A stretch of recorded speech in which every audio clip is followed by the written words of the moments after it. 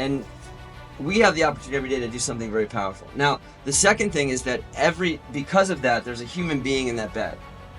That human being you have to think of as, what if it was me? What if it was my mother, my wife, my husband, my sister, my child, right? What would I want done?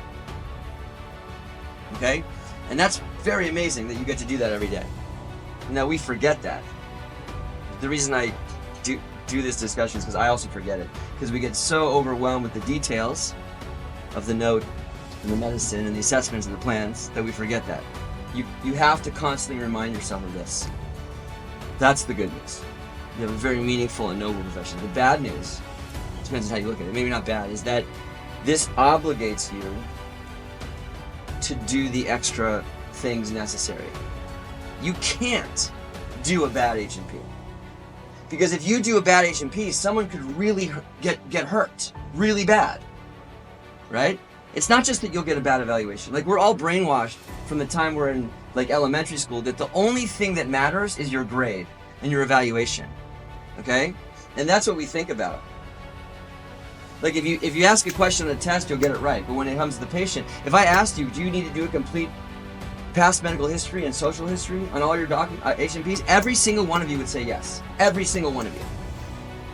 And yet when I do consults on your patients and I read your H&Ps, almost none of them have it. So there's a disconnect. You have to remember that because we have such a noble and important job, it demands that we do a good job. That means if you don't just do assessment plan and say, you know, CHF diaries, you have to do a differential diagnosis and you have to read every day, every patient, okay? Find the review articles because they deserve it, okay? Because if it was your mother in the bed and she had something unusual, you would be all over PubMed, wouldn't you? If you didn't know what was going on, you would be searching the literature. Now, you're never going to do it as much as if it was your actual mother, but you should have that in mind. Like, that's what we have to do, right? And so when people don't do that, it really bothers me, right? It really bothers me because, like, we should all hold ourselves to that standard, and the system is not holding us to that standard. There's lots of reasons. It's not, nobody's bad. Like, it's just the electronic record pushes us, nudges us to incompetence. You have to overcome it.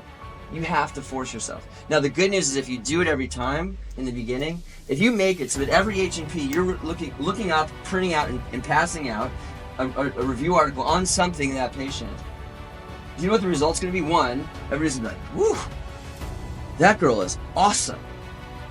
Two, you're going to learn better because if you look it up when you have the patient in front of you, you'll remember it better. Okay?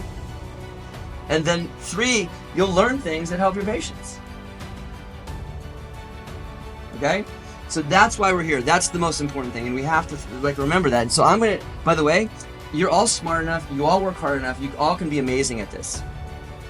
Okay? If you expect the system to make you amazing and that you're just gonna come to work every day and just like soak it up, it ain't gonna happen. It ain't gonna happen. You have to take active control of your education and of your job. Like, by the way, the reading doesn't stop just because you finish residency. I need to do this also. And I'm telling you this because I have to remind myself to hold myself to the same standard. Okay? I have to look through the crisp and find the actual history and answer the questions why and all these things. Okay? Right? And the good news is if you do all that, you're going to be amazing. You're going to be amazing at this job. You just have to want it.